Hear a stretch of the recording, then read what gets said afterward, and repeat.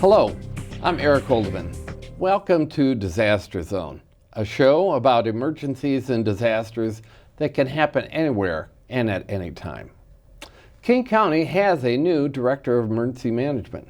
Brendan McCluskey joins us today to talk more about what King County is doing to become better prepared for emergencies and disasters.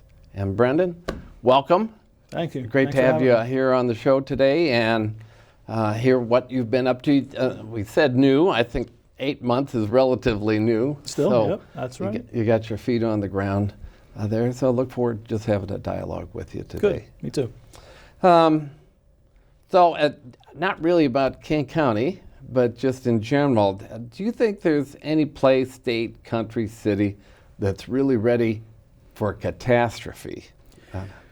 You know, I've been thinking about this, and I don't want to make it seem like no one's ready to do things. I think it really depends on the size and the scope of what that emergency is. You know, if you say catastrophe, are we ready for the Cascadia subduction zone earthquake here? Is New Orleans ready for another Katrina? Is the East Coast ready for another Sandy?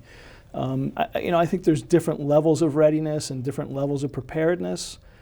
There's always going to be some issues, and I think we've seen that in the past disasters that this country has faced. So I think we are ready at a certain level, but for a catastrophic disaster, there are things that we're not going to be ready for. You know, I always talk about how fire and police is sized, number of people, equipment, and all that for everyday emergencies. Right. There was a big fire, I think it was in Ballard a couple months ago, right. And something like 60% of on-duty firefighting resources in the city of Seattle responded to that one single fire. And we can expect scores, if not hundreds, of fires, post-earthquake, depending.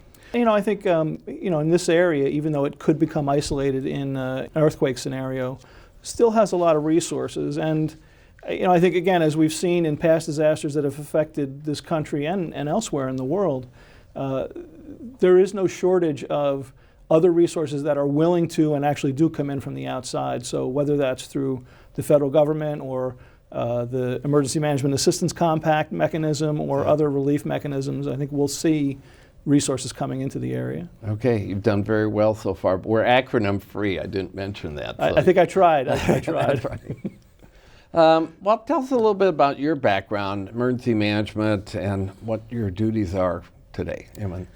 Yeah, so I started out as a paramedic. I worked in an urban environment, Newark, New Jersey. Did that for about 15 years and got involved in some special operations and was involved in the response to 9/11, New Jersey's mutual aid response into New York City. Moved over to a university and did some disaster preparedness there. Was in charge of emergency management for the former University of Medicine and Dentistry of New Jersey, which at the time was the largest independent academic health sciences institution in the country. I also oversaw fire safety, environmental health and safety, and a number of other safety areas. After that, I went down to Maryland and was Deputy Director for the state of Maryland for emergency management. Okay. Got back to New Jersey after about 3 years in Maryland and was the State Director of Public Health Preparedness at the State Department of Health there in New Jersey. And then this opportunity arose and decided to come out here. Here you are. All right. Well, we're glad to have you here. Well, I'm happy to be here. How would you describe your duties today, though? We are a comprehensive emergency management agency. We look at both preparedness and operations. We are involved in mitigation efforts, involved in emergency planning, public outreach. We work closely with the search and rescue people from the King County Sheriff's Office and the King County Search and Rescue. We're involved in catastrophic planning, and we're involved in the planning for those everyday emergencies like a fire that encompasses an area of a neighborhood. Okay. I think you think about emergency management and what we do. We think about risk. We try and build capabilities to match that risk, and then we continuously train and exercise on those things, and then go back through that cycle of assessing risk, building capabilities, training and testing and assessing. Well, you've been here a little bit. One of the big things always for someone new, you're coming in from out of state, is kind of making an assessment. How's this place different than being in New Jersey or like Maryland, you said, from a state level? What have you noted as differences, whether it's level of preparedness or maybe cultural difference in how agencies interact with one another? Yeah, I think the work of emergency management is pretty consistent across the country, and through some of the efforts I've been involved with, including the Emergency Management Accreditation Program, I've seen many programs in various parts of the country. I think there is consistency to emergency management where we're doing generally the same things. The risks are different depending on where you are in the country, but we're doing that, building capabilities and training and assessing. The one difference I have seen, though, coming from the East Coast, where you do get regular emergencies like tropical storms and bad winter storms and things like that, is the number of activations that a state or a county or a city operates in their emergency operations center is vastly different from the way it is out here, I think. Just because there aren't as many large incidents like that require the Emergency Operations Center to be opened.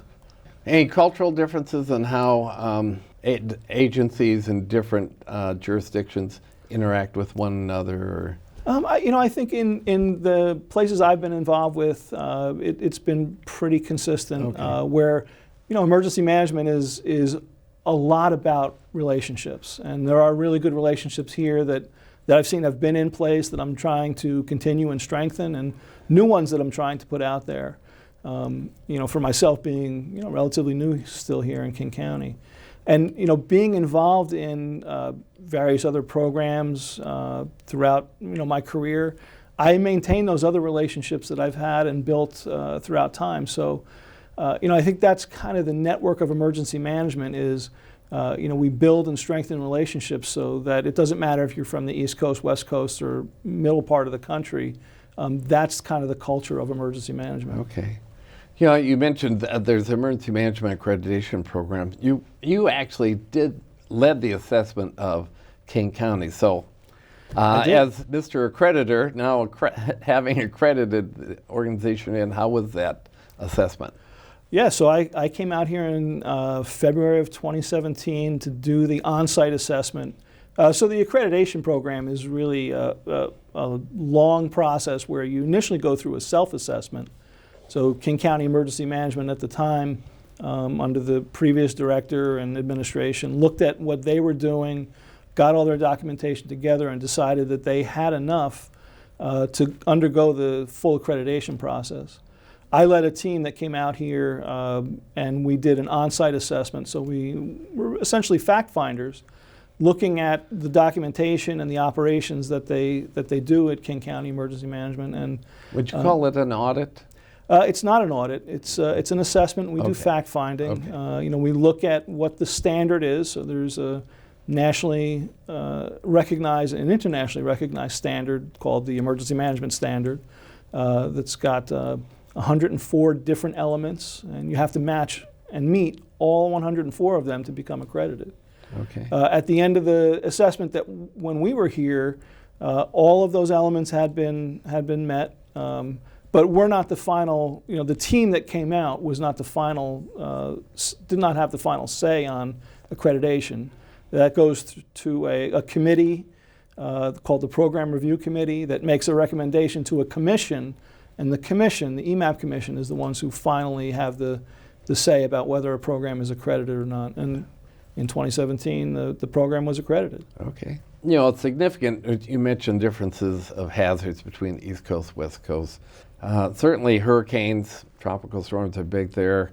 Our earthquakes are what I call come-as-you-are disasters. There's no forecasting, getting a week, 2 weeks, or maybe even 5 days really knowing where that storm's going. So how have you found that different here now that you don't have that period of warning that's, it happens and bingo, there's no getting ready for it. The getting ready for it is before it happens.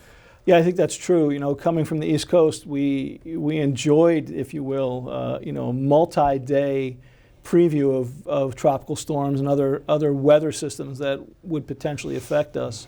But with an earthquake, it really will be a true no-notice catastrophic event. Yeah.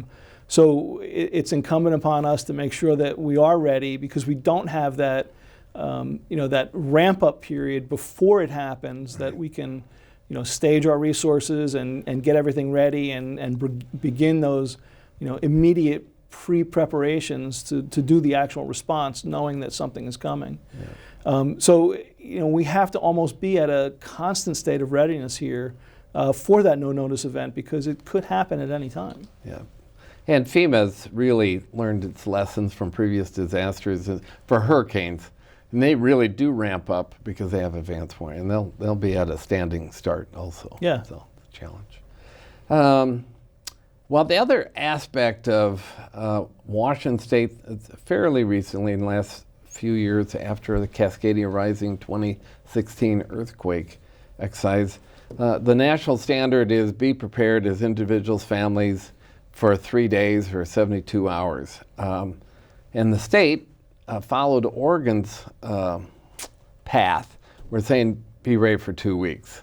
I'm sure that has its challenges. How do you see, King County Office of Emergency Management, yourself responding to trying to get people prepared for 2 weeks when I say they're likely not prepared for 2 hours?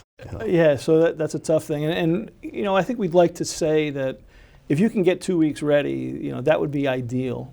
But anything that you do to get ready, even if it is for 2 hours or a day or 3 days, that's much better than if you hadn't done anything. And so you can also take small steps. You can build up to that 2 weeks. So if you have the opportunity to get a few days ready here or there, and then build that up over time, that can get you to the point where we'd like you to be. I think there are other things that you can do, and it's that standard, make a kit, have a plan, be informed, get involved mantra that has been around now for a while, that you can do things that are very simple without having to stock up on supplies that can get you much more ready should there be a no-notice or anticipated disaster.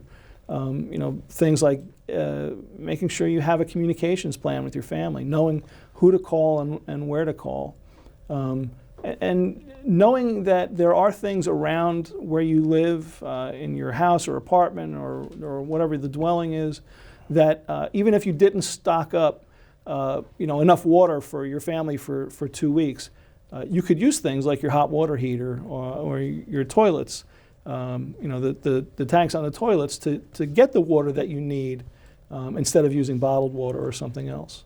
So I think what we try to tell people is, yes, we want you to be 2 weeks ready, but take small steps and get whatever you can, because in the end, any steps you take to become better prepared will make you that much better off if the disaster happens. Okay. This is something that's talked about quite a bit. Sociology research says fear doesn't work, although I think there is a component of fear that motivates people to become prepared. Where are you on that idea of the role of fear? I mean, I always say, why do you fasten your seatbelt? Is it because there's a law, or it's a general concern? Does that concern get to the point of fear? I don't know. Yeah, I don't know. Maybe in the beginning it is fear, but then after a while it picks up momentum where it just becomes second nature. And maybe that's just something that we can be doing with getting people ready. Not that we need to instill fear in them, but we can also look at history. What has happened in the past, not only here in the Pacific Northwest, but elsewhere around the country, where in catastrophic disasters, people have had to wait for 2 days, 3 days, and more, yes, for help to arrive, just because there are so many people in need of rescuing, and so few resources that can actually do that. Right. I think the whole big thing about getting people ready and being ready for a disaster is the more you can do to make yourself a survivor and not a victim, is good for us because then responders can dedicate the resources that are out there to saving and sustaining lives, and hopefully that's not you. Well, I think that this is actually halfway through the programming. It goes quick. So for you folks at home, we're going to take a quick break here. And when we come back, we're going to be talking more about King County's Office of Emergency Management, what's going on to get prepared both in King County and the region. And watch this message, and we'll be right back. Home fire drills give your family a plan of action. In a home fire, you may have less than 2 minutes to get out. So when you drill, show everyone 2 ways out of the house, pick a safe meeting spot, and get there in under 2 minutes. Then practice home fire drills at least twice a year. You can even make them fun. So everyone knows the sound and exactly what to do when they hear a smoke alarm. Go to ready.gov/fire drill and learn how to prepare your family for home fires. Hi, I'm Eric Holdeman, and welcome back to Disaster Zone. Today we're talking with Brendan McCluskey, the King County's Director of Emergency Management, and talking about preparedness. And back here now, one of the things we talked about individual preparedness and that before we took the break. What about there's a significant priority for King County and also in Seattle for equity and social justice. How's that reflected in what you do in emergency management? Sure. So, a couple things that we do in that lane. First of all, we try to have materials that are available to people of different cultures and who speak different languages. And so one of our main websites, makeitthrough.org, which is a place where you can go and get lots of information about what you can do. It's got templates and forms for people to make plans and do other things.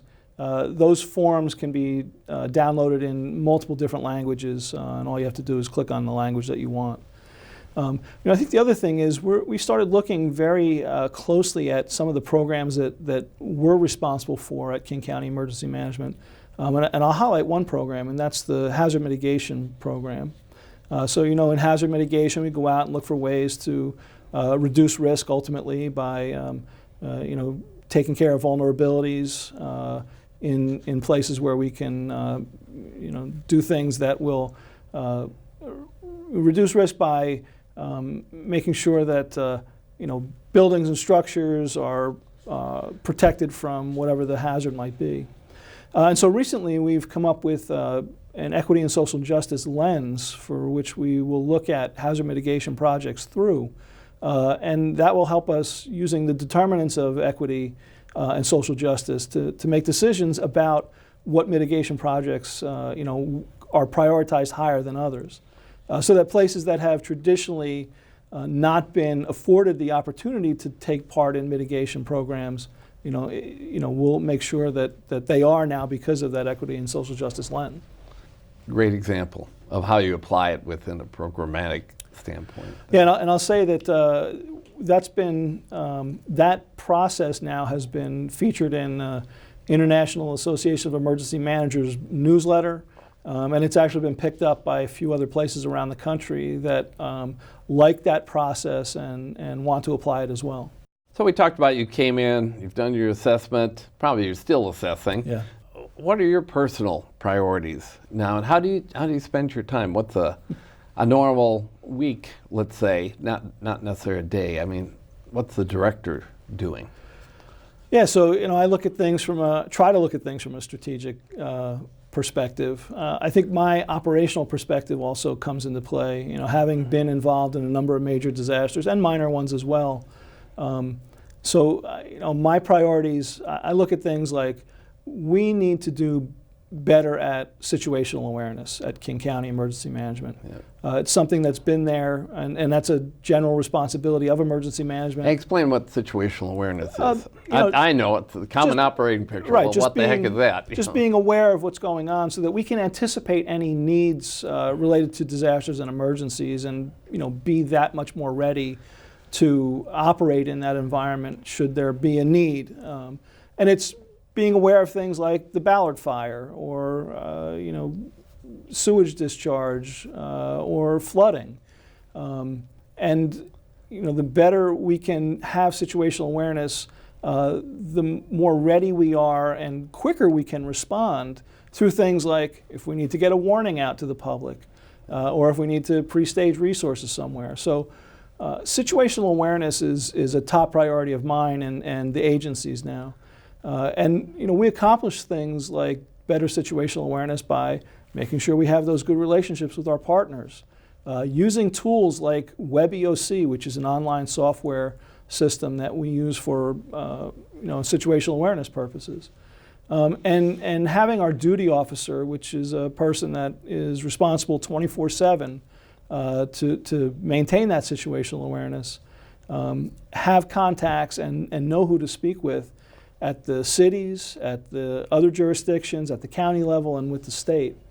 So that's that one source within King County Emergency Management where all that situational awareness can be brought into and then looked at and then disseminated as necessary. Okay, and since you talked about warnings, alerts, what's the website where citizens, businesses can go to sign up to get the King County alerts? So if you go to kingcounty.gov/alert, that will allow people to sign up for Alert King County, which is our county's countywide alert system. And I think almost all but 2 cities in King County use that system. So Seattle has their own system, and I think there's one other one, it might be Federal Way, that doesn't use it. But anywhere else, unincorporated area and all the other cities, or even if you live in those 2 places that don't participate in our King County Ready program, if you travel through or work in King County, please go and sign up for it. Yeah, know what's going on. Okay, so there's the traditional phases of emergency management. Disaster mitigation, you touched on the preparedness, the training and planning, disaster response and recovery. Do you have a priority order for these phases, and which of these are you looking to make your most impact? You can't say we're not doing one, but you could be emphasizing one over the other. Yeah, so I read the question and thought about it. I actually look at things from a preparedness versus an operations standpoint. Preparedness is where you're doing all that readiness, looking at the risk and building capabilities, doing your training and exercises and doing the assessment. And then operations is where you're actually executing on those capabilities that you've thought about and built up during the preparedness phase. And then you have those different mission areas that the Federal Emergency Management Agency has put out. And you could also look at things, pre-disaster, so that time in pre-disaster and the disaster, and then times in post-disaster. I think in emergency management, we have to do it all. And there's traditionally a lot of focus on response. So the disaster happens and the police and fire and EMS and everybody comes down on the disaster. That's the one that you see on TV all the time. Yeah. That's the one that gets a lot of... I call it the sexy part. Sure, that absolutely is. That's what they think we're doing all the time. Right. But it's really the things that we're doing in preparedness. So public education, doing the planning, trying to gather the resources and equipment and other things and supplies that both our responders and the public need. Doing things like training for community emergency response teams and general basic disaster skills, signing people up for Alert King County. That's really the big focus for what we do. But we're also making sure that when we have to operate in that space, whether it's for response or recovery, that we're ready to do that. So, our main portion of that response or that operational piece is opening the Emergency Operations Center that we have in Renton. So we go there to coordinate and facilitate situational awareness and resource management and whatever else is going on so that we have an efficient and effective response throughout the county and all the jurisdictions within King County. One last question, we've got a few minutes left here, is I'm seeing, I've been at this now 40 years, I think, altogether. We're transitioning from baby boomers being in the lead to is it Gen X? Yeah, Gen X is in the lead now in leadership positions. We have millennials coming close behind. Any thoughts about the difference in generations that you've seen and how that's impacting emergency management as a profession? Yeah, so I think one of the things that I worry about, and maybe it's a bit stereotypical, is that the later generations, so I'm Gen X, but the later generations, the tendency is for them not to stay in jobs for very long. And that could potentially be detrimental because with the relationships that are important in emergency management, so is institutional knowledge. Yes. And when you don't have that institutional knowledge, it's difficult to build up the relationships and maintain them. So if you have people that constantly cycle in and cycle out of a job or of an agency, it can be difficult to maintain that high level of readiness that you need, which includes all those relationships and that institutional knowledge. You're actually in a transition period, I think, Sure. where now you're trying to build up to a steady state, I think, in personnel. Right. Yeah. And where I am, we probably have half the people that work in my agency have been there for 2 years or less. Yeah. And there many of them are younger, of that younger generation. But the other thing I will say is that they all seem excited to be here and do the work that we're doing. And I think that's one of my jobs, is to keep them excited, to keep that level of excitement and of willingness to do the work high, by letting them do the work that they're interested in. And sometimes that shifts, but ultimately, we need to make sure that we're doing our core functions as well as having a little bit of fun while we do the other things. Okay. Well, Brenda, this has been terrific. I think I've enjoyed the conversation, the inquisition, maybe. Thank you for coming on the program. Well, thank you for having me.